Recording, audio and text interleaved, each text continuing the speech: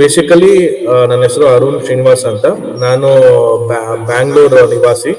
So ನಾವು 2011 ಜಮೀನನ್ನ ಖರೀದಿ ಮಾಡಿದ್ವಿ, ಇಕ್ನೂರು ಅನ್ನೋ ಗ್ರಾಮ, ಚಿತ್ರದುರ್ಗ ಡಿಸ್ಟ್ರಿಕ್ಟ್, ಹಿರಿಯೂರು ತಾಲೂಕು.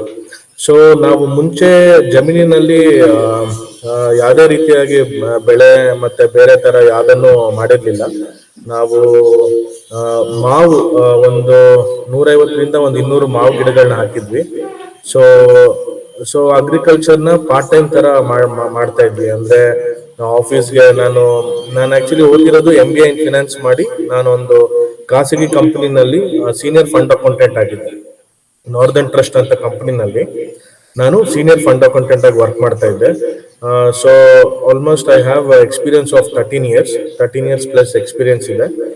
ಸೊ ನಂದು ಉದ್ದೇಶ ಫಾರ್ಮರ್ ಆಗಿ ನಾನು ಈ ತರ ಫುಲ್ ಟೈಮ್ ವರ್ಕ್ ಮಾಡಕ್ಕೆ ಬರ್ತೀನಿ, ಈ ತರ ಫಾರ್ಮಿಂಗ್ ಅಲ್ಲಿ ಇಷ್ಟೊಂದು ಯಶಸ್ಸನ್ನ ಕಾಣ್ತೀನಿ ಅನ್ನೋದು ಇಟ್ಸ್ ಮೈ ಡ್ರೀಮ್ ಆಕ್ಚುಲಿ. ಇವತ್ತಿಗೂ ನನಗೆ ನಂಬಕ್ ಆಗದೆ ಇರುವಂತ ಒಂದು ವಿಚಾರ. ಸೊ ಫಾರ್ಮಿಂಗ್ ನ ಪಾರ್ಟ್ ಟೈಮ್ ಆಗಿ ತಗೊಂಡು ಯಾವ ತರ ಅದನ್ನ ಫುಲ್ ಟೈಮ್ ಆಗಿ ತಗೊಂಡು ಒಂದು ಫಾರ್ಮಿಂಗ್ ಅನ್ನೋದನ್ನ ಗುಡ್ ಪ್ರಾಕ್ಟೀಸಸ್ ಫಾಲೋ ಮಾಡಿದ್ರೆ ಯಾವ ತರ ಯಶಸ್ಸು ಸಿಗುತ್ತೆ, ಮತ್ತೆ ನಾನೊಬ್ಬ ಮಾತ್ರ ಬೆಳೆಯದೆ ನನ್ನ ಜೊತೆ ಎಲ್ಲಾ ಸಹಪಾಠಿಗಳು ಎಲ್ಲಾ ರೈತರು ಇದೇ ತರ ಬೆಳೆದು ಒಂದು ಒಳ್ಳೆ ರೀತಿಯಿಂದ ಮಾಡಿದ್ರೆ ಯಾವ ತರ ಸಕ್ಸಸ್ ಕಾಣ್ಬೋದು ಅಂತ ಒಂದು ಯೋಚನೆ ಮಾಡಿ ಈ ಅಸೋಸಿಯೇಷನ್ ನಾವು ಫ್ರೇಮ್ ಮಾಡಿದ್ದು. ಇವತ್ತು ಯಶಸ್ವಿಯಾಗಿ 375ಕ್ಕೂ ಹೆಚ್ಚು ವಿದೇಶಿ ಹಣ್ಣು ಬೆಳೆಯುವ ರೈತರು ಈ ಸಂಘದಲ್ಲಿದ್ದಾರೆ. ಸೊ ಆ ಸಂಘದಲ್ಲಿ ನಾನು ಒಬ್ಬ ಡೈರೆಕ್ಟರ್ ಅಂಡ್ ಫೌಂಡರ್ ಅಂತ ಹೇಳಕ್ಕೆ ಇಷ್ಟಪಡ್ತೀನಿ. ಸೊ ನಂದು ಫಾರ್ಮಿಂಗ್ ಜರ್ನಿ ಯಾವ ತರ ಆಯ್ತು ಅಂದ್ರೆ, it is all because of Covid time ಅಲ್ಲಿ ವರ್ಕ್ ಫ್ರಮ್ ಹೋಮ್ ಅನ್ನೋ ಆಪ್ಷನ್ ಇದ್ದಿದ್ರಿಂದ ನಾವು ಫಾರ್ಮ್ ಅಲ್ಲೇ ವರ್ಕ್ ಮಾಡಕ್ ಶುರು ಮಾಡಿದ್ವಿ. ಸೊ ಫಾರ್ಮ್ ಅಲ್ಲಿ ವರ್ಕ್ ಮಾಡ್ತಾ ಇದ್ದಾಗ ಜಸ್ಟ್ ನಮ್ಮ ತೋಟನ ಡೈಲಿ ಬೆಳಗ್ಗೆ ಒಂದ್ಸಲ ಸಂಜೆ ಒಂದ್ಸಲ ವಾಕ್ ಮಾಡ್ತಾ ಇದ್ದಾಗ ಫ್ರೀ ಟೈಮ್ ಅಲ್ಲಿ ನನ್ ಮನ್ಸಿಗೆ ಅನ್ಸಿತ್ತು, ನಾವು ಇಷ್ಟು ವರ್ಷ ಒಂದು ಖಾಸಗಿ ಕಂಪನಿನಲ್ಲಿ ದುಡ್ದಿದ್ದೀವಿ, ಮತ್ತೆ almost every month comfortable zone ಅಲ್ಲಿ ಇದೀವಿ, ಮತ್ತೆ ಎವ್ರಿ ಮಂತ್ ಸ್ಯಾಲ್ರಿ ಬರುತ್ತೆ, ರುಟೀನ್ ಅದೇ ಮಾಡ್ತಾ ಇದೀವಿ. ಸೊ ನಾವೇನಾದ್ರು ಒಂದು ಸೊಸೈಟಿ ಕಾಂಟ್ರಿಬ್ಯೂಷನ್ ಮಾಡ್ಬೇಕು. ಸೊಸೈಟಿ ಅಂದ್ರೆ ಬರೀ ನಮ್ ಸುತ್ತಮುತ್ತ ಇರೋ ಜನಗಳು ಅಂತ ಬರಲ್ಲ, ಗಿಡ ಮರಗಳು, ನಾವು ವಾಸಿಸುತ್ತಿರುವಂತ ಭೂಮಿ, ಪ್ರಾಣಿ ಪಕ್ಷಿಗಳು, ಇದೆಲ್ಲಾನು it matters when it comes to society ಅಂತ. ಸೊ ಏನಾದ್ರೂ ಒಂದು ಕಾಂಟ್ರಿಬ್ಯೂಷನ್ ಇರಬೇಕು. ನಮ್ದೊಂದು ಕಾಂಟ್ರಿಬ್ಯೂಷನ್ ಮಾಡಿದಾಗ ಅದ್ರದ್ದು ಒಂದು ವ್ಯಾಲ್ಯೂನೇ ಬೇರೆ ತರ ಇರುತ್ತೆ ಅಂತ ಯೋಚನೆ ಮಾಡಿ, ಸೊ ಫಾರ್ಮಿಂಗ್ ಆವಾಗಿಂದ ನಾವು ಕೇಳ್ಪಟ್ಟಂತ ವಿಚಾರಗಳು, ಫಾರ್ಮಿಂಗ್ ಅಂದ್ರೇನೆ ಒಂದು ಸಾಹಸವಾದ ವಿಚಾರ. ಅಂದ್ರೆ ರೈತರು ಎಲ್ಲಾ ತರ ಒಂದು ಹಣ್ಣಾಗ್ಲಿ, ತರಕಾರಿ ಆಗ್ಲಿ, ಬೇರೆ ತರ ಸ್ಪೈಸಸ್ ಆಗ್ಲಿ ಎಲ್ಲಾ ಬೆಳಿತಾರೆ. ಬಟ್ ಅದಕ್ಕೆ ಮಾರ್ಕೆಟ್ ಇಲ್ಲ. ರೈತರು ಪಡುವಂತ ಕಷ್ಟ ಮತ್ತೆ ರೈತರು ಹಾಕುವಂತ ಶ್ರಮಕ್ಕೆ ಸರಿಸಾಟಿಯಾಗಿ ಒಂದು ಮಾರ್ಕೆಟ್ ಇಲ್ಲ, ಮತ್ತೆ ಫಲ ಇಲ್ಲ ಅನ್ನೋದನ್ನ ಎಲ್ಲರ ಹತ್ರನು ಕೇಳ್ಪಡ್ತಾ ಇದ್ವಿ, ಎಲ್ಲಾ ಫಾರ್ಮರ್ಸ್ ಹತ್ರ. ಸೊ ಅದೇ ಒಂದು ಕಾರಣ ನಮಗೂ ಒಂದು ಭಯ ಇತ್ತು. ಅಂದ್ರೆ ನಾವು ದುಡಿತಾ ಇರುವಂತ ದುಡ್ಡೆಲ್ಲ ಭೂಮಿಗೆ ಹಾಕಿ ಅದನ್ನ ಕಳ್ಕೊಂಡು ಯಾವ ತರ ಆಗುತ್ತೋ ಅನ್ನೋ ಒಂದು ಭಯ ಯಾವಾಗ್ಲೂ ಇತ್ತು. ಬಟ್ ಭಯನ ಒಂದು ದಿನ ಅದನ್ನ ಹೊರಗೆ ತಂದು ಆಚೆ ಬಂದಾಗ್ಲೇನೆ ಇವಾಗ ನಿಮ್ ಹತ್ರ ಎಲ್ಲ ಕುತ್ಕೊಂಡು ಮಾತಾಡಕ್ಕೆ ನನ್ಗೊಂದು ಅವಕಾಶ ಸಿಗ್ತಾ ಇದೆ. ಸೊ ಎಲ್ಲೇ ದುಡ್ಡು ಹಾಕಿದ್ರೂ ಅದು ಒಂದು ರೀತಿನಲ್ಲಿ ಸಕ್ಸಸ್ ಆಗ್ಬೋದು, ಇಲ್ಲ ಅದು ಎಕ್ಸ್ಪೀರಿಯನ್ಸ್ ಲರ್ನಿಂಗ್ ಆಗಿ ತಗೋಬೇಕು. ಸೊ ಒಂದಂತೂ ಎಲ್ಲಾ ರೈತರು ಕೇಳಿದ್ದೀನಿ, ಭೂಮಿ ತಾಯಿಗೆ ನಾವು ಮಾಡಿದ ಸೇವೆ ಆಗ್ಲಿ, ಅದಕ್ಕೆ ನಾವು ಶ್ರಮ ಹಾಕಿದ್ದು ಯಾವತ್ತೂ ಫಲ ಕಮ್ಮಿ ಆಗಲ್ಲ ಅಂತ. ಸೊ ಆ ಒಂದು ಧೈರ್ಯದ ಮೇಲೆ 2017 ಇಂದಾನೆ ರಿಸರ್ಚ್ ಮಾಡಕ್ಕೆ ಸ್ಟಾರ್ಟ್ ಮಾಡಿದೆ. ಅಂದ್ರೆ ಯಾವ ತರ ಕ್ರಾಪ್ಸ್ ಮಾಡ್ಬೋದು. ಯೂಶಲಿ ರೈತರ ಕಷ್ಟ ಇರೋದೇ ಡಿಸೀಸ್ ಮ್ಯಾನೇಜ್ಮೆಂಟ್. ಅಂದ್ರೆ ಇದು ಏನು ಇನ್ಸೆಕ್ಟಿಸೈಡ್ಸ್ ಮತ್ತೆ ಹಲವಾರು ರೀತಿ ಫಂಗಲ್ ಇಶ್ಯೂಸ್. ಸೊ ನೇಚರ್ ಅಲ್ಲಿ ಎನ್ವೈರನ್ಮೆಂಟಲ್ ಆಗ್ತಾ ಇರುವಂತ ಇಶ್ಯೂಸ್ಗಳು ತುಂಬಾ ಕಂಡು ಬರ್ತಾ ಇರೋದ್ರಿಂದ ರೈತರಿಗೆ ಡಿಸೀಸ್ ಮ್ಯಾನೇಜ್ಮೆಂಟ್ ಒಂದು ಕಷ್ಟಕರವಾದ ರೀತಿ. ಅದಲ್ದೇನೆ ಇನ್ನೊಂದು next major important is water management. ನೀರನ್ನ ಮ್ಯಾನೇಜ್ ಮಾಡುವಂತ ರೀತಿ ರೈತರಿಗೆ ತುಂಬಾ ಕಷ್ಟ ಆಗಿರುತ್ತದೆ. ಸೊ ಇದೆಲ್ಲ ವಿಚಾರನ ಮೈಂಡ್ ಅಲ್ಲಿ ಇಟ್ಕೊಂಡು ಏನ್ ಬೆಳೆ ಬೆಳಿಬಹುದು ಅಂತ ಯೋಚನೆ ಮಾಡಿ ಹಲವಾರು ಕಡೆ ಹೋಗಿ ರಿಸರ್ಚ್ ಮಾಡಿ ಸುಮಾರು ಫಾರ್ಮ್ಗಳಿಗೆ Monday to Friday office work ಮಾಡಿ, ಫ್ರೈಡೆ ಆಫೀಸ್ ಮುಗೀತಾ ಇದ್ದಂಗೆನೆ ಗಾಡಿ ತಗೊಂಡು ಒಂದೊಂದ್ಸಲ ದೂರ ಪ್ರಯಾಣ ಮಾಡ್ಬೇಕಂದ್ರೆ ಫ್ಲೈಟ್ ಅಲ್ಲಿ. ಸೊ ಎಲ್ಲಾ ಫಾರ್ಮರ್ಸ್ ನ ಮೀಟ್ ಮಾಡ್ತಾ ಇದ್ದೆ. ಆ, ಏನ್ ಮಾಡ್ಬೋದು, ಯಾವ ತರ ಅಂತ ಕೆಲವೊಂದು ಸೀನಿಯರ್ ಫಾರ್ಮರ್ಸ್ ಆಗ್ಲಿ, ಫಾರ್ಮಿಂಗ್ ಅಲ್ಲೇನೆ ಒಂದು ಉನ್ನತ ಮಟ್ಟದಲ್ಲಿ ಇರೋರ್ನ ಎಲ್ಲಾರನ್ನೂ ಭೇಟಿ ಮಾಡಿ ಅವ್ರ ಹತ್ರ ನಾಲೆಜ್ ತಗೊಂತ ಇದ್ದೆ.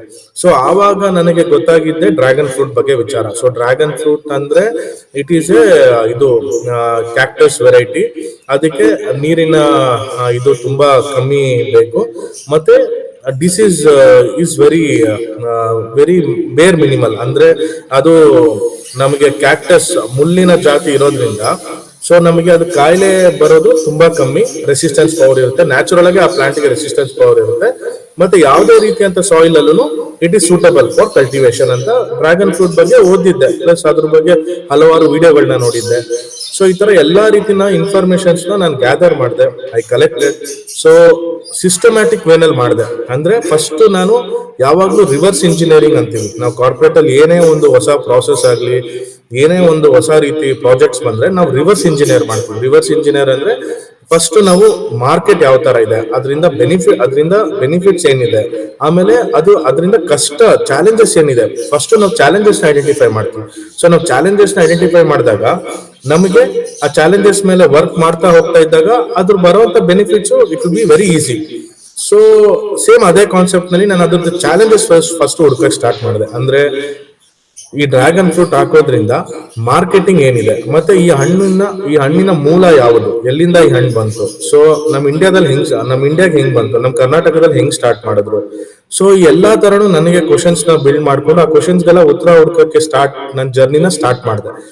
ಸೊ ಆವಾಗ ಮಾಡಿದಾಗ ನನಗೆ ಸಿಕ್ಕಿದ ಒಂದು ಉತ್ತರನೇ ಡ್ರ್ಯಾಗನ್ ಫ್ರೂಟ್ ಫಾರ್ಮಿಂಗ್ ಮಾಡ್ಬೋದು. ಸೊ ನನ್ಗೇನೇ ಒಂದು ಫಾರ್ಮಿಂಗ್ ಆಗ್ಲಿ, ಬೇರೆ ಯಾವ್ದೇ ಒಂದು ಆಕ್ಟಿವಿಟೀಸ್ ಮಾಡಿದ್ರೆ ಹ್ಯೂಜ್ ಸ್ಕೇಲ್ ಅಲ್ಲಿ ಮಾಡ್ಬೇಕು ಅಂತ ಯಾವಾಗ್ಲೂ ಒಂದು ಆಸೆ. ಅಂದ್ರೆ ಸಣ್ಣದಾಗಿ ನಾವು ಪ್ರಯತ್ನ ಮಾಡಿ ಅದರಲ್ಲಿ ಕರೆಕ್ಟ್ ಸಣ್ಣದಾಗಿ ಪ್ರಯತ್ನ ಮಾಡಿ ಸಕ್ಸಸ್ ಇಲ್ವಾ ಫೇಲ್ಯೂರ್ ನೋಡ್ಬೇಕು. ಬಟ್ ನನಗೇನಂದ್ರೆ ಫಾರ್ಮಿಂಗ್ ಅಲ್ಲಿ ಒಂದು ಸಲ ತಗೊಂಡಂತ ಇಂಟ್ರೆಸ್ಟ್ ಮತ್ತೆ ಬರುತ್ತೋ ಇಲ್ವಾ ಅಂತ ಒಂದು ಕುತೂಹಲದಿಂದ ನಾನು ಒಂದು 11 ಎಕರೆನಲ್ಲಿ ನನ್ನ ಪ್ರಾಜೆಕ್ಟ್ ನ ಸ್ಟಾರ್ಟ್ ಮಾಡಿದೆ.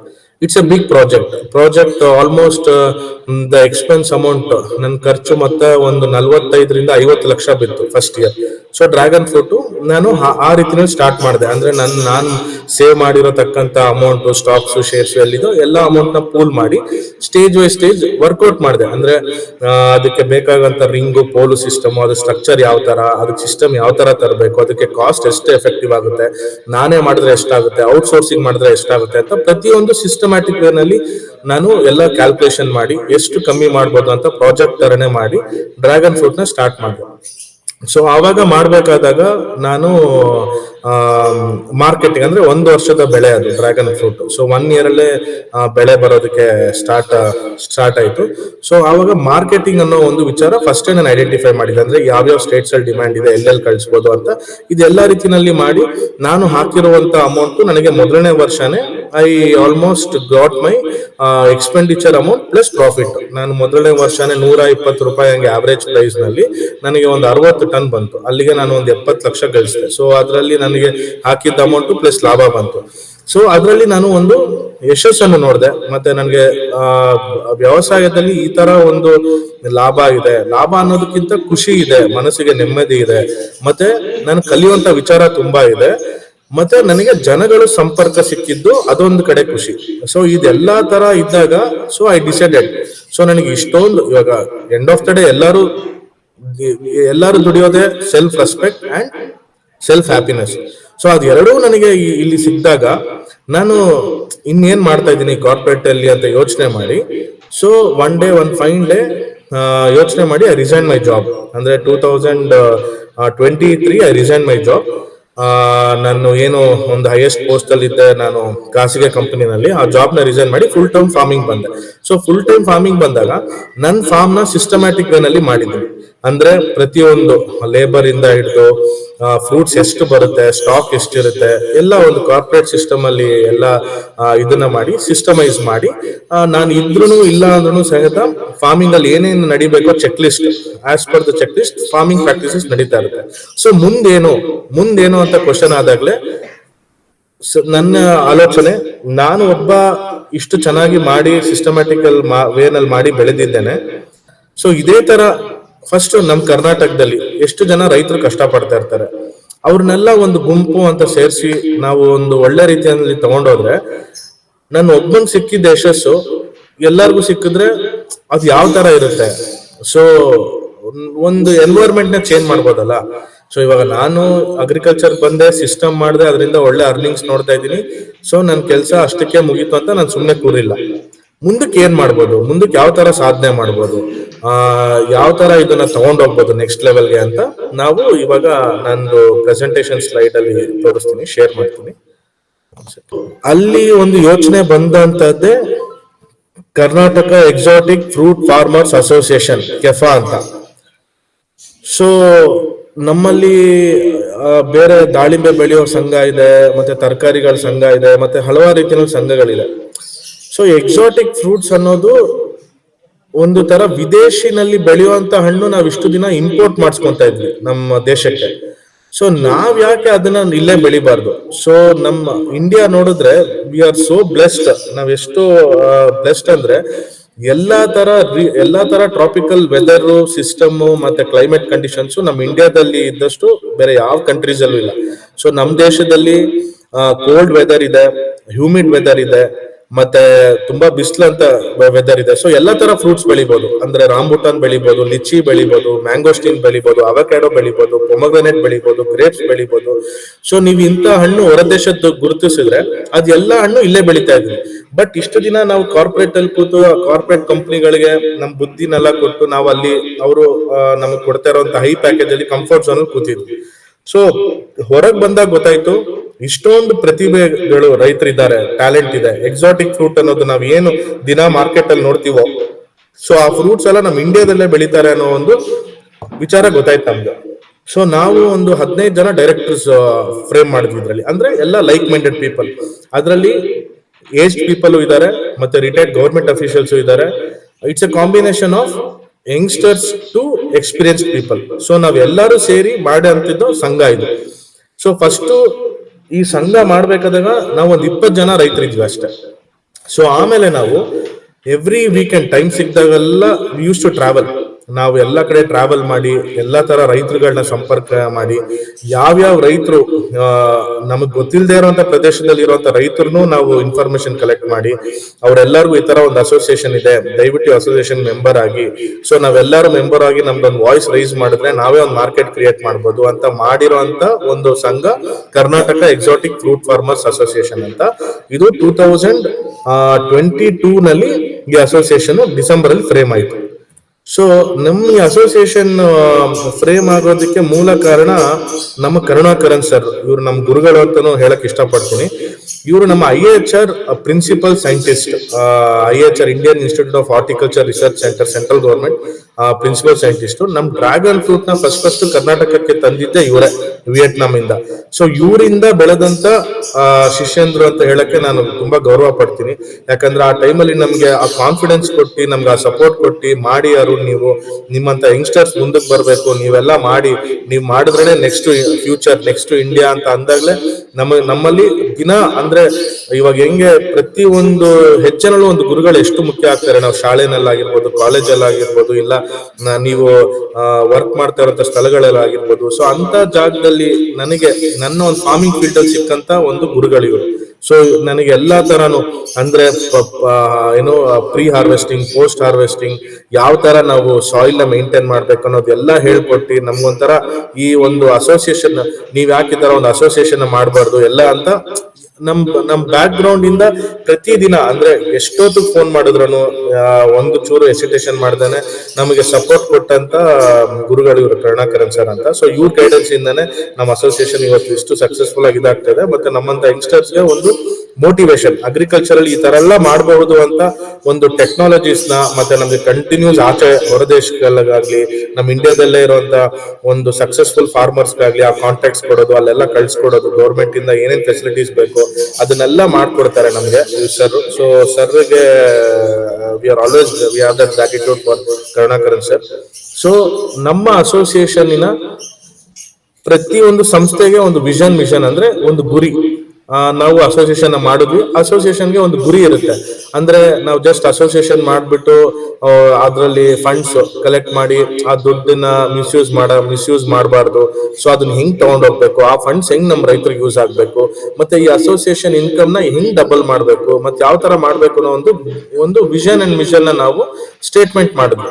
ಅಂದ್ರೆ ನಮ್ದು ಮೇನ್ ಉದ್ದೇಶ ಇವಾಗ ಸದ್ಯಕ್ಕೆ ನಾವು ಫೋಕಸ್ ಮಾಡ್ತಾ ಇರೋದು exotic fruits. So exotic fruits ಬೆಳೆಯೋದನ್ನ ಹೆಚ್ಚು ಹೆಚ್ಚು ಮಾಡ್ಬೇಕು. ಅಂದ್ರೆ ಇವಾಗ ನಾವು ಡ್ರ್ಯಾಗನ್ ಫ್ರೂಟ್ ಬೆಳಿತಾ ಇದೀವಿ ಅಂದ್ರೆ ಬರೀ ಡ್ರ್ಯಾಗನ್ ಫ್ರೂಟ್ ಫಾರ್ಮರ್ಸ್ ಮಾತ್ರ ಈ ಸಂಘದಲ್ಲಿಲ್ಲ, ಎಲ್ಲ ತರ ಫ್ರೂಟ್ಸ್, ರಾಂಬುಟನ್ ಆಗ್ಲಿ, ಅಬಯೋ ಆಗ್ಲಿ, ಲಾಂಗಾನ್ ಆಗ್ಲಿ, ಲಿಚಿ ಆಗ್ಲಿ, ಮ್ಯಾಂಗೋಸ್ಟೀನ್ ಆಗ್ಲಿ, ಮತ್ತೆ ಪರ್ಸಿಮನ್ ಆಗ್ಲಿ, ಸೊ ಸ್ಟ್ರಾಬೆರಿ ಆಗ್ಲಿ, ಈ ತರ ಎಷ್ಟೊಂದು ಫ್ರೂಟ್ಸ್, ಎಕ್ಸಾಟಿಕ್ ಫ್ರೂಟ್ಸ್ ಇದೆಯಲ್ಲ, ಅದೆಲ್ಲ ರೈತರನ್ನ ನಾವು ಎಲ್ಲರಿದ್ದಾರೋ ಎಲ್ಲ ಹುಡುಕಿ ಎಲ್ಲರಿಗೂ ಮೆಂಬರ್ಶಿಪ್ ಮಾಡೋ ಒಂದು ಸಾಹಸದಲ್ಲಿ ನಾವು ಮುಂದುವರೆದಿದ್ದೇವೆ.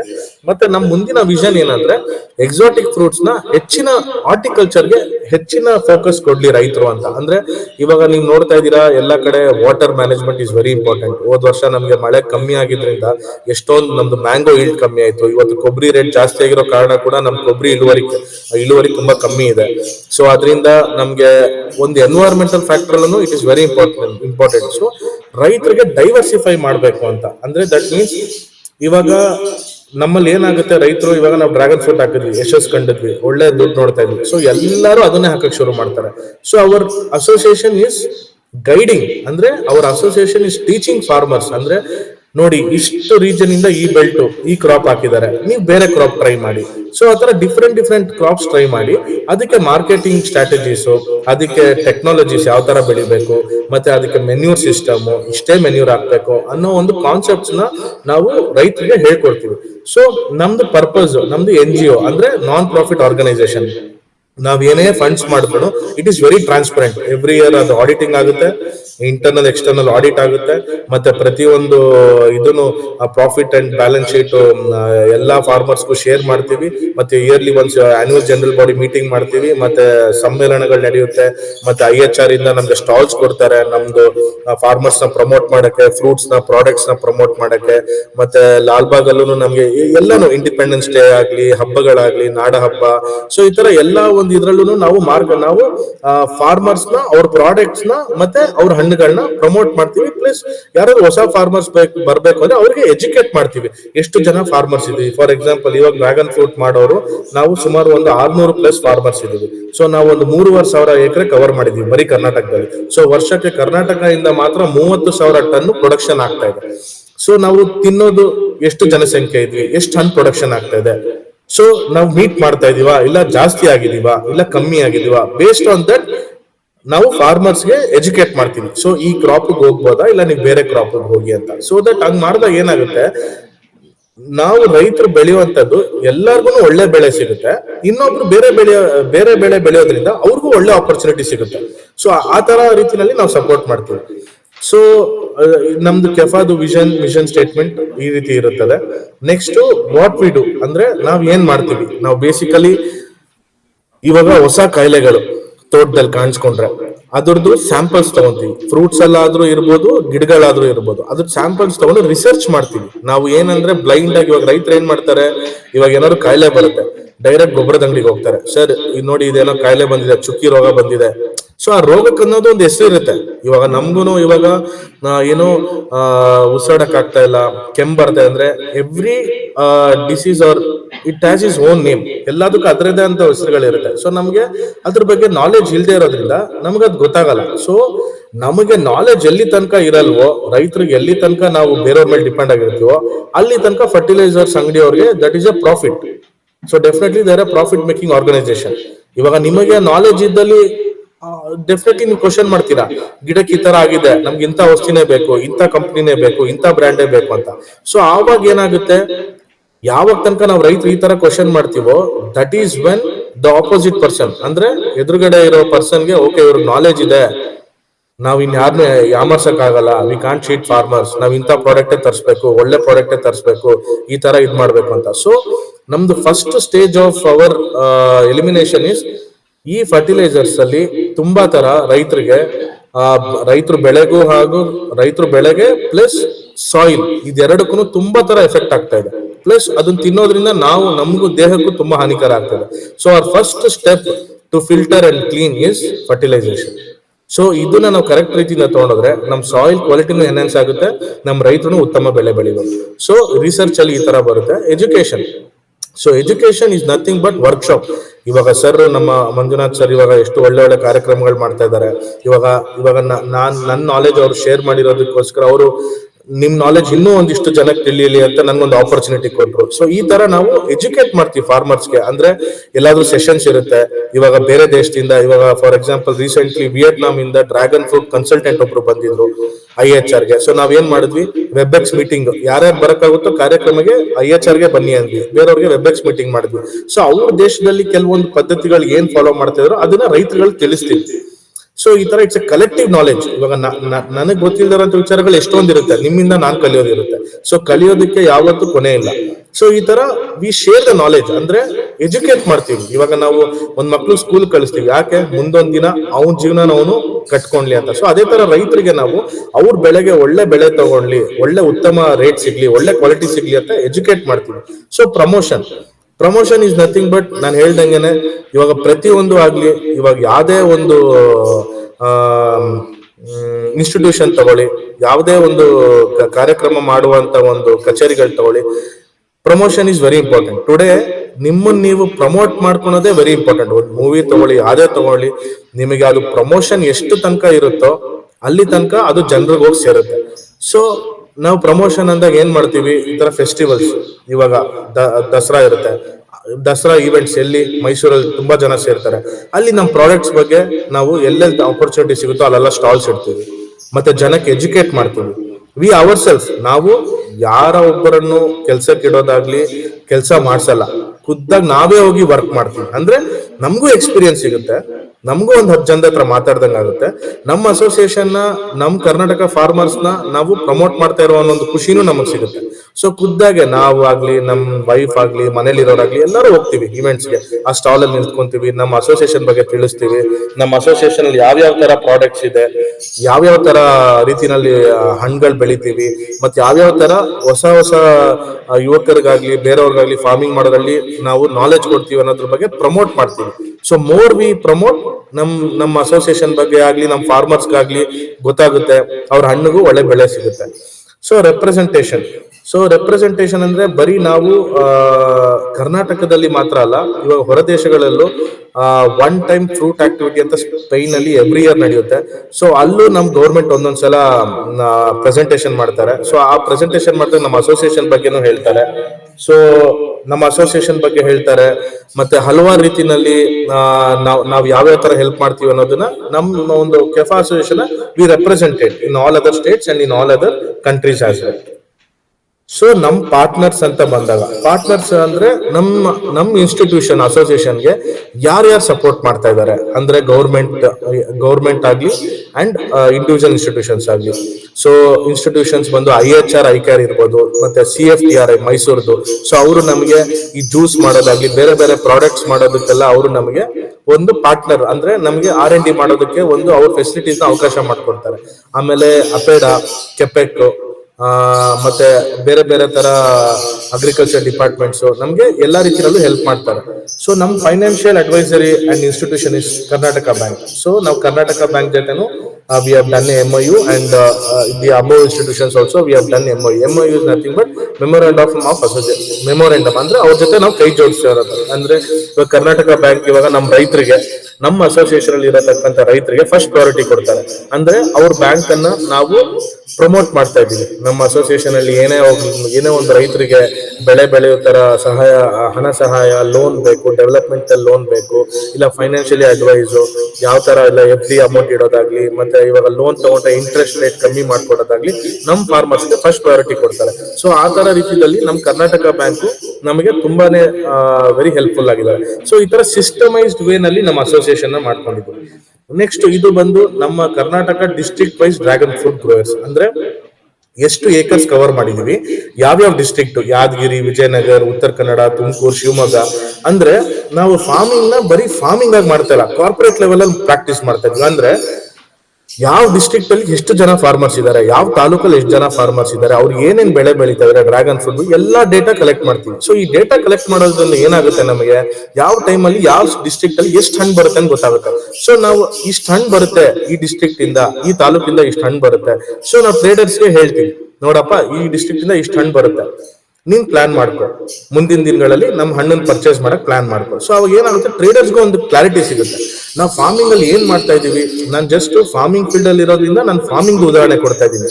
ಸೊ ಸೇಮ್ ನಾನು ಏನ್ ಸ್ಟ್ರಾಟಜಿ ಫಾಲೋ ಮಾಡಿದ್ದೀನ, it implies for all other FPO industry. ನೀವು ಬೇರೆ ಬೇರೆ ತರ ಇರ್ಬೋದು, ಸರ್ ಹೇಳ್ದಂಗೆ ಎಷ್ಟೊಂದು ಜನ ಆಯಿಲ್ ಎಕ್ಸ್ಟ್ರಾಕ್ಟ್ ಮಾಡ್ತಾ ಇದ್ದೀರಾ.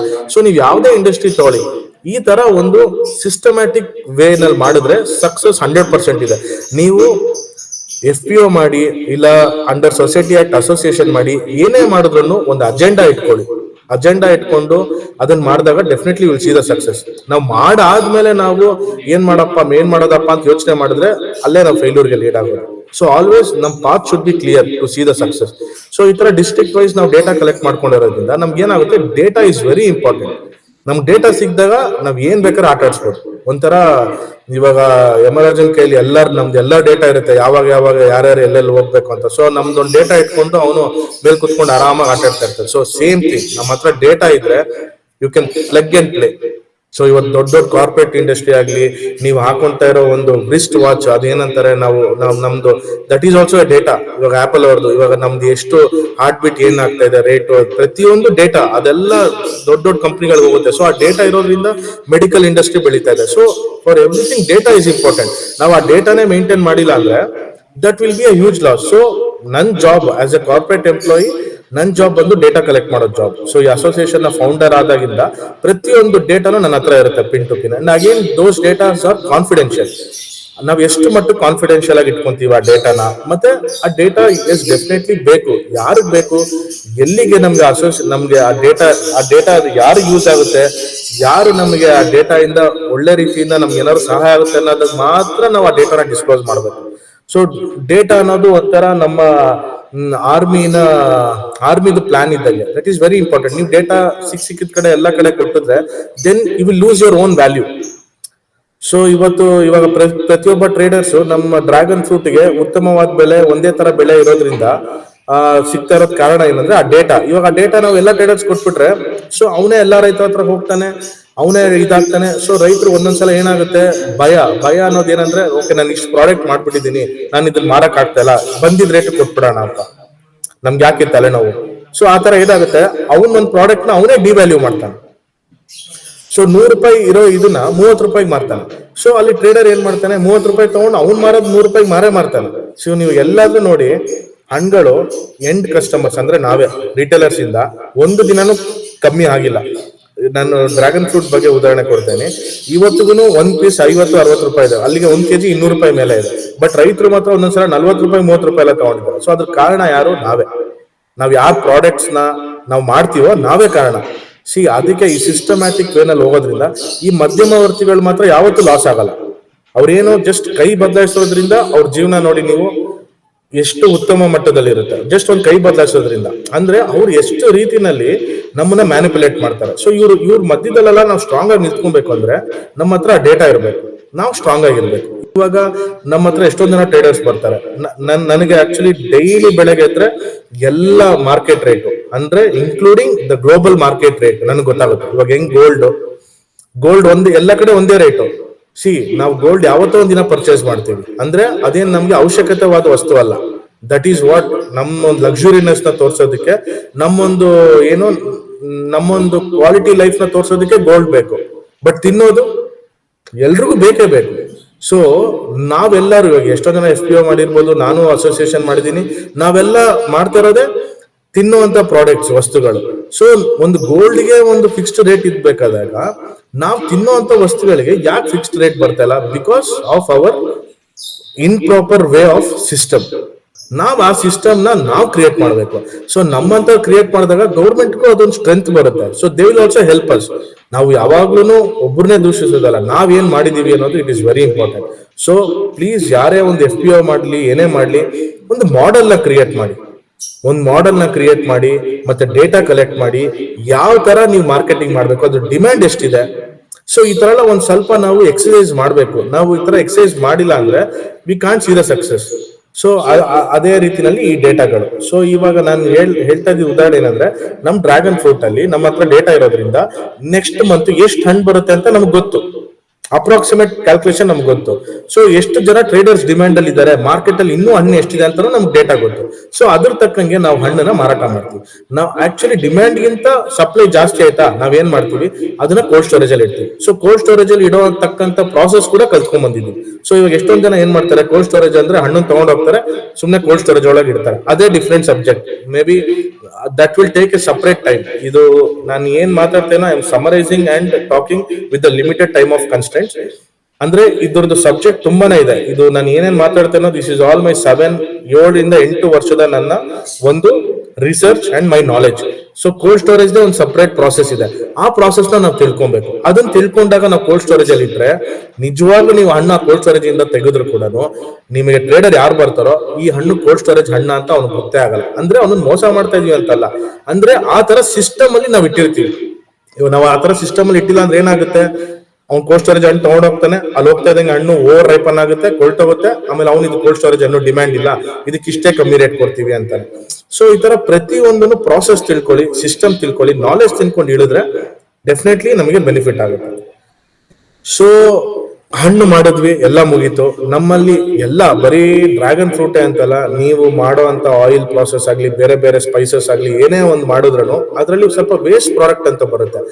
ಕಸದಿಂದ ರಸ ತೆಗೆಯೋದು ಅಂತ ನಾವೆಲ್ಲ ಕೇಳಿರ್ಬೋದು. ಸೊ ಆ ಕಸದಿಂದ ರಸ ತೆಗೆಯೋದೇ ಇದು. ಸೊ ಅಂದ್ರೆ ವೇಸ್ಟ್ ಪ್ರಾಡಕ್ಟ್ ಅಂದ್ರೆ ಆ ಹಣ್ಣು ವೇಸ್ಟ್ ಅಂತಲ್ಲ, ಚಿಕ್ಕ ಸೈಜ್ ಹಣ್ಣು, ಅದನ್ನ ಗೋಲಿ ಅಂತ ಕರೀತಾರೆ, ಅದನ್ನ ಫ್ರೀ ಆಗಿ ತಗೊಂಡ್ ಹೋಗ್ತಾರೆ ಹಣ್ಣು ಟ್ರೇಡರ್ಸ್.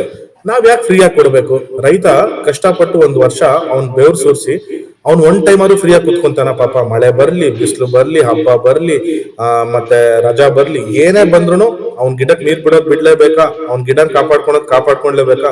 ಒಂಥರ ಹೆಂಗೆ ತಾಯಿ 9 ತಿಂಗಳು ಮಗುನ ಹೆತ್ತು ಸಾಕ್ತಾರೋ ಆ ತರ ರೈತ ಒಂದೊಂದ್ ಸಲನು ಅವ್ನ್ ಬೆಳೆ ತೆಗಿಬೇಕು ಅಂದ್ರೆ ಅವನು ಒಂದು ತಾಯಿ ತರನೇ.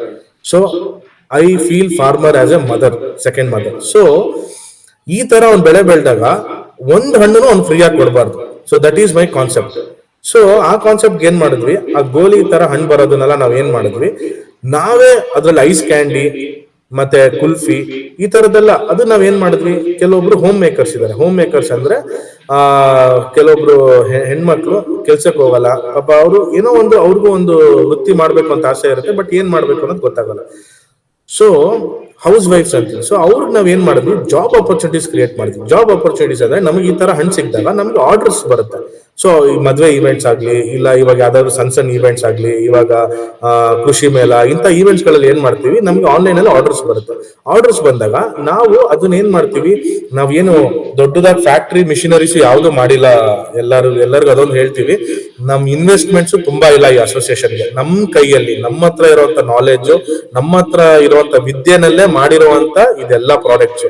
ಸೊ ಆ ಹೌಸ್ ವೈಫ್ ಗಳಿಗೆ ನಾವು ಈ ತರ ಯಾವ ತರ ಮಾಡ್ಬೇಕು, ಐಸ್ ಕ್ಯಾಂಟೀನ್ ಈ ತರ ನಮ್ಗೆ ಮನೆಯಲ್ಲೇ ಸಿಗುವಂತ ಚಿಕ್ಕ ಚಿಕ್ಕ ಮೆಷಿನರೀಸ್ ನ ಕೊಟ್ಟು ನಾವು ಈ ತರ ಐಸ್ ಕ್ರೀಮ್ ನ, ಕುಲ್ಫಿನ ಈ ತರ ಎಲ್ಲ ಮ್ಯಾನುಫ್ಯಾಕ್ಚರ್ ಮಾಡಿ ಆ ಚಿಕ್ಕ ಫ್ರೂಟ್ಸ್ ಅದನ್ನ ಫ್ರೀ ಆಗಿ ತಗೊಂಡೋಗೋ ಫ್ರೂಟ್ಸ್ ನ ವ್ಯಾಲ್ಯೂ ಆಡ್ ಮಾಡ್ತೀವಿ.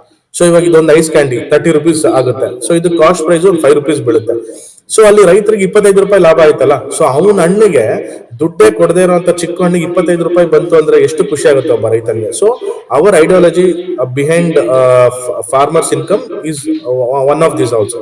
ಸೊ ಮತ್ತೆ ಅದ್ರಲ್ಲಿ ಡ್ರ್ಯಾಗನ್ ಫ್ರೂಟ್ ಹಲ್ವಾ ಮಾಡಿದೀವಿ, ಇದು ಡ್ರ್ಯಾಗನ್ ಫ್ರೂಟ್ ಜ್ಯೂಸು, ಮತ್ತೆ ಡ್ರ್ಯಾಗನ್ ಫ್ರೂಟ್ ಪಾಸ್ತಾ. ಇವಾಗ ಎಲ್ಲಾ ಮಕ್ಕಳು ಸ್ಕೂಲಿಂದ ಬರ್ತಾರೆ, ಕಾಲೇಜಿಂದ ಬರ್ತಾರೆ, ಇವಾಗ ಇಲ್ಲ ಆಫೀಸಲ್ಲಿ ವರ್ಕ್ ಮಾಡೋರು, ಇವಾಗ ನಾವೇ ಆಫೀಸಲ್ಲಿ ಅಂದ್ರೆ ನಾನು ಒಂದು ಕಾರ್ಪೊರೇಟ್ ಎಂಪ್ಲಾಯಿಗೆ ಯೋಚನೆ ಮಾಡಿ ವ್ಯಾಲ್ಯೂ ಆಡ್ ಪ್ರಾಡಕ್ಟ್ಸ್ ಮಾಡಿದೀನಿ. ಅಂದ್ರೆ ನಾವು ಕಾರ್ಪೊರೇಟ್ ಅಲ್ಲಿ ಇದ್ದಾಗ ಪಾಸ್ತಾ ಇದೆಲ್ಲ ತಿಂತೀವಿ.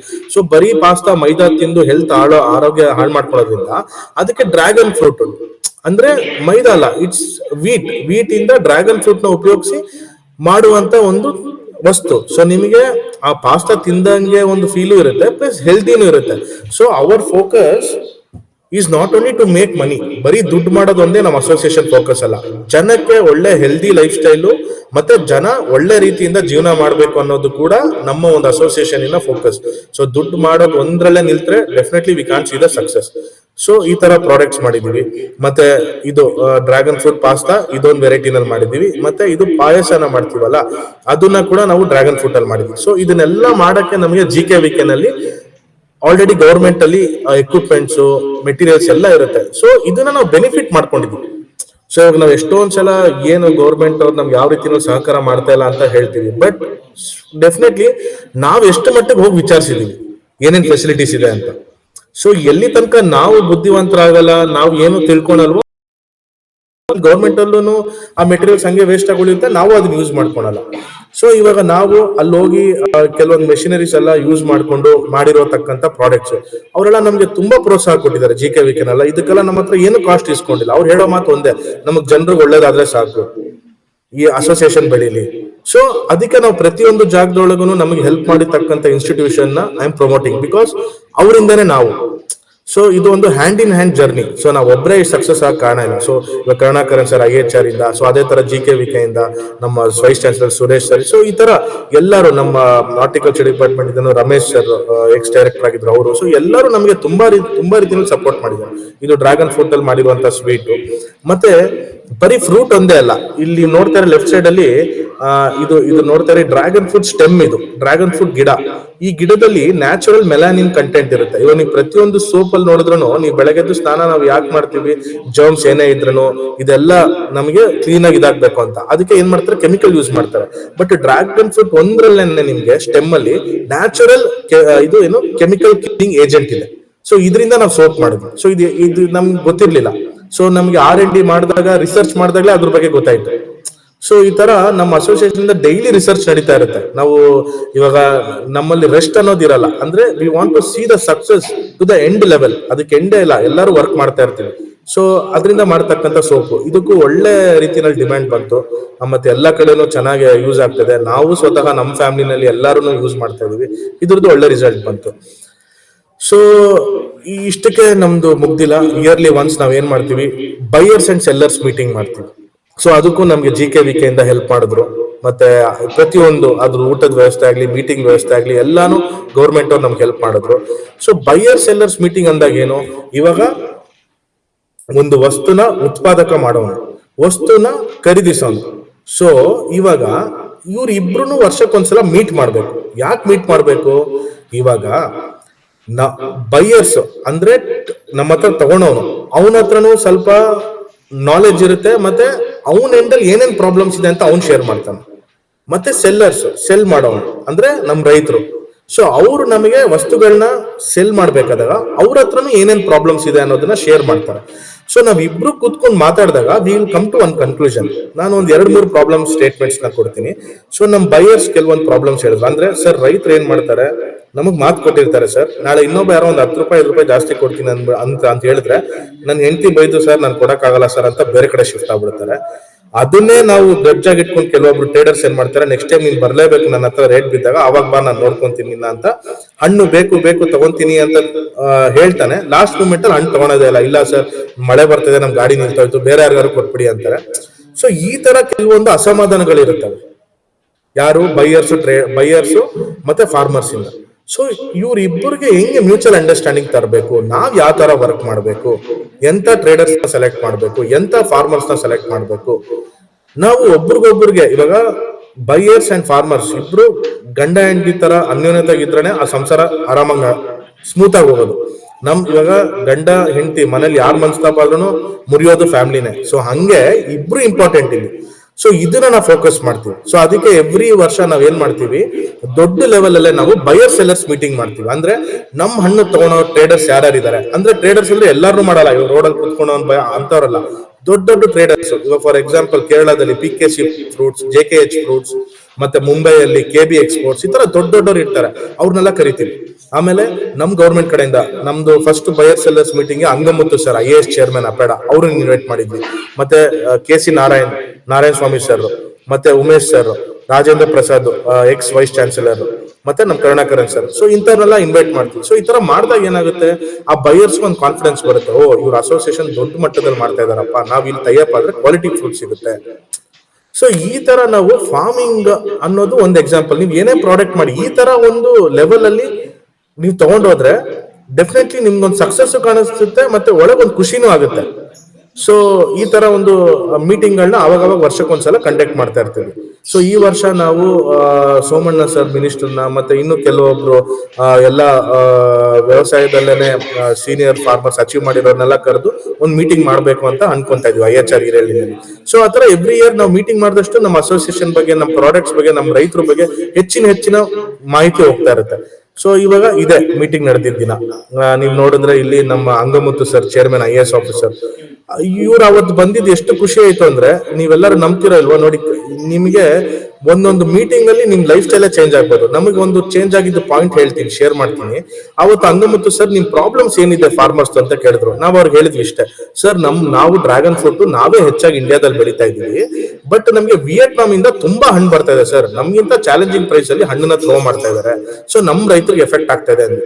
So Angamuthu sir is chairman, ಅಂದ್ರೆ is the main IAS officer for entire India, agricultural produce export authority development of India. So ಇವ್ರ ಕೈಯಲ್ಲೇ ಇರೋದು ಇಂಪೋರ್ಟ್ ಡ್ಯೂಟಿ ಮಾಡೋದು, ಇಂಪೋರ್ಟ್ ಟ್ಯಾಕ್ಸ್ ಮಾಡೋದು ಎಲ್ಲ.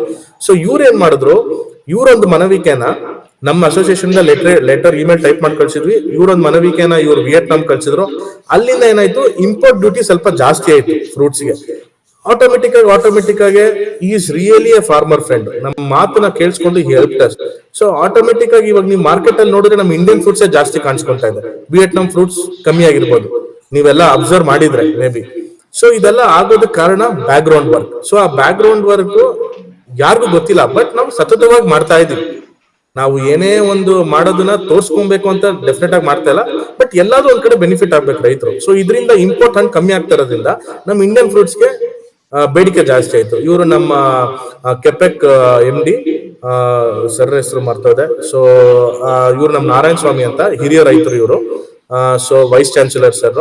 ಸೊ ಈ ತರ ಇವರು ಬಂದು ಅಪೇಡ ಚೇರ್ಮನ್. ಸೊ ನಮ್ ಕರುಣಾಕರನ್ ಸರ್. ಸೊ ಇವರೆಲ್ಲ ಈ ಪ್ರೋಗ್ರಾಮ್ ನ ನಡೆಸ್ಕೊಟ್ರು.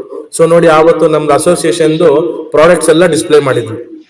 ಸೊ ಎಲ್ಲರಿಗೂ ನಮ್ಮ ಅಸೋಸಿಯೇಷನ್ ಪ್ರಾಡಕ್ಟ್ಸ್ ಒಂಥರ ಇಂಟ್ರೊಡ್ಯೂಸ್ ಆಯ್ತು. Even Angamuthu sir was very happy, ಓ ಈ ತರ ಒಂದು ಸಕ್ಸಸ್ ಇವಾಗ ಮಾಡ್ತಾ ಇದಾರ ಫಾರ್ಮಿಂಗು.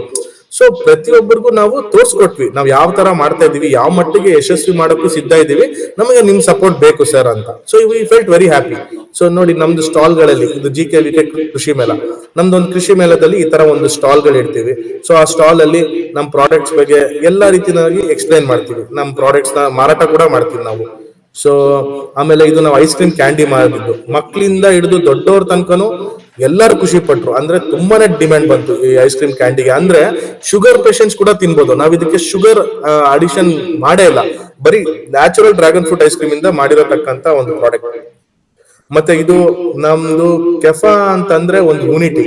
ಸೊ ನಾವ್ ಎಲ್ಲೇ ಒಂದು ಮೀಟಿಂಗ್ಸ್ ಹೋದ್ರೂ ನಮ್ದೊಂದು ಟಿ ಶರ್ಟ್ ಇರುತ್ತೆ, ಅಂದ್ರೆ ನಾವೊಂದು ಯೂನಿಟಿ ತೋರಿಸ್ತಾ ಇದೀವಿ ಎಲ್ಲರಿಗೂ. ಅಂದ್ರೆ ನಾವೆಲ್ಲ ಒಂದೇ ಮನೆಯವರು, ನಾವೆಲ್ಲ ಕರ್ನಾಟಕ ಸಂಸ್ಥೆಯವರು ಅನ್ನೋ ಒಂದು ಯೂನಿಟಿ ತೋರ್ಸಕ್ಕೆ ನಾವು ಯಾವ್ದೇ ಒಂದು ಇವೆಂಟ್ಗೆ ಹೋದ್ರೂ ನಾವೆಲ್ಲ ಒಂದೇ ಯೂನಿಫಾರ್ಮ್. ಇವಾಗ ಸ್ಕೂಲ್ಗೆ ಮಕ್ಳು ಕಳಿಸ್ತೀವಿ, ಏನಕ್ಕೆ ಯೂನಿಫಾರ್ಮ್ ಆಗಿ ಕಳಿಸ್ತೀವಿ ಮಕ್ಳಿಗೆ? ಯಾಕಂದ್ರೆ ಅದ್ರಲ್ಲಿ ಶ್ರೀಮಂತ ಇರ್ಬೋದು, ಬಡವ ಇರ್ಬೋದು. ಶ್ರೀಮಂತ ಕಾಸ್ಟ್ಲಿ ಬಟ್ಟೆ ಹಾಕೊಂಡ್ ಬರ್ಬೋದು, ಬಡವ ಪಾಪ ಅವ್ನ ಕೈಲಿ ಆತರ ಬಟ್ಟೆ ತಗೊಳಕ್ ಆಗಲ್ಲ. ಇವಾಗ ಅಲ್ಲಿ ಹೋದಾಗ ಏನಾಗುತ್ತೆ, ಮಕ್ಳಿಗೆ ನೋಡೋಣ ಎಷ್ಟು ಚೆನ್ನಾಗಿರೋ ಬಟ್ಟೆ ಹಾಕಿದಾನೆ, ಅಲ್ಲಿಂದ ಡಿಸ್ಟ್ರಾಕ್ಷನ್ ಆಗುತ್ತೆ. Just I'm giving an example. ಅದಕ್ಕೆ ಏನ್ ಮಾಡೋದು, ಯೂನಿಫಾರ್ಮ್ ತಂದ್ರು, ಯಾಕೆ ಎಲ್ಲರೂ ಒಂದೇ ಅಂತ. ಸೊ ಅದೇ ಯೂನಿಫಾರ್ಮ್ ನಾವ್ಯಾಕೆ ಅಸೋಸಿಯೇಷನ್ ತರಬಾರ್ದು ಅನ್ನೋ ಒಂದು ಐಡಿಯಾ ಯೂಸ್ ಮಾಡಿ, ನನ್ಗೆ ಗೊತ್ತಿರುವಂತ ಫ್ರೆಂಡ್ ಗಾರ್ಮೆಂಟ್ಸ್ ಅಲ್ಲಿ ವರ್ಕ್ ಮಾಡ್ತಾ ಇದ್ದಾನೆ, ಅವ್ನಿಗೆ ಹೇಳಿ ಕಮ್ಮಿ ರೇಟ್ ನಲ್ಲಿ, ಎಲ್ಲಾ ರೈತರು ಅಫೋರ್ಡಬಲ್ ರೇಟ್ ಅಲ್ಲಿ ಕೆಫಾ ಒಂದು ಪ್ರಿಂಟ್ ಮಾಡಿಸಿ ಎಲ್ಲರಿಗೂ ಟಿ ಶರ್ಟ್ ಮಾಡಿಸಿ ಅವತ್ತಿನ ಲಾಂಚ್ ಮಾಡಿದ್ವಿ.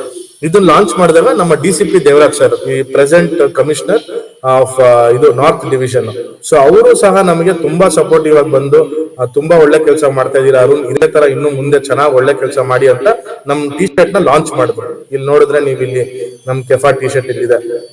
ಸೊ ಸರ್ ಲಾಂಚ್ ಮಾಡಿದ್ದು ನಮ್ಗೆ ಒಂದು ತುಂಬಾ ಖುಷಿನೇ ಆಯ್ತು. ಸರ್ ಕೂಡ ಯಾವ್ದೇ ಇವೆಂಟ್ ಇದ್ರೆ ನಮ್ ಟಿ ಶರ್ಟ್ ಹಾಕೊಂಡ್ ಬರ್ತಾರೆ, ಅದು ನಮ್ಗೆ ಇನ್ನೂ ಒಳ್ಳೆ ಖುಷಿ ಆಗುವಂತ ಒಂದು ವಿಚಾರ. ಸೊ ಇದೇ ನಮ್ ಡೈರೆಕ್ಟರ್ಸ್ ಎಲ್ಲ, ಇಲ್ಲಿ ನೋಡಿದ್ರೆ ಎಲ್ಲ ಯಂಗ್ಸ್ಟರ್ಸ್ ಇಂದ ಹಿಡಿದು ವಯಸ್ಸಾದವರು ಎಲ್ಲಾರು ಇದ್ದಾರೆ. ಸೊ ನಾವೆಲ್ಲರೂ ನಮ್ಮ ಒಂದು ಸಕ್ಸಸ್ ನ ಪ್ರತಿ ವರ್ಷ ಹಂಚ್ಕೊಂತೀವಿ. ಅಂದ್ರೆ ನಾವು ಏನೇ ಮಾಡಿದ್ರು ಇದ್ರಲ್ಲಿ ಸಕ್ಸಸ್ ಅಲ್ಲಿ ಎಲ್ಲರೂ ಪಾಲ್ಗೊಳ್ತೀವಿ. ಸೊ ಇದೇ ನಮ್ಮ ಅಸೋಸಿಯೇಷನ್ ಇನ ಸಕ್ಸಸ್. ಇದು ನಾವು ಅವತ್ತು ಈ ಕೆಫಾ ಇವೆಂಟ್ ಅಲ್ಲಿ ಸುಮಾರು ಒಂದು 2 ಲಕ್ಷ ರೂಪಾಯಿ ಮೌಲ್ಯವಾದ ಕ್ಯಾಂಡಿ, ಐಸ್ ಕ್ರೀಮ್ ಕ್ಯಾಂಡಿಯಿಂದ 2 ಲಕ್ಷ ರೂಪಾಯಿ ದುಡ್ಡು ಮಾಡಿದ್ವಿ ಅವತ್ತು. ಸೊ ಅದ್ರದ್ದು ಒಂದು ಸಕ್ಸಸ್ ನ ಅವತ್ತು ಹಂಚ್ಕೊಂತಾ ಇದ್ವಿ ನಾವು. ಸೊ ಅಷ್ಟು ಕ್ಯಾಂಡಿ ಸೆಲ್ ಮಾಡಿದ್ವಿ, ಒಂದ್ 2 ಲಕ್ಷ ರೂಪಾಯಿ ಪ್ರಾಫಿಟ್ ಅಮೌಂಟ್ ಆಯ್ತು. So this is all the story about our KEFA and our success continuous.